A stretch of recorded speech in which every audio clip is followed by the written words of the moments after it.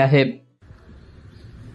गेली 12-13 वर्षे स्वप्नील हा आपल्या खेळामध्ये फार मोठं मनापासून काम करतोय, सराव करत आहे. आणि मला आनंद वाटतो या ठिकाणी की माझा मुलगा एवढी मेहनत घेतोय या खेळासाठी.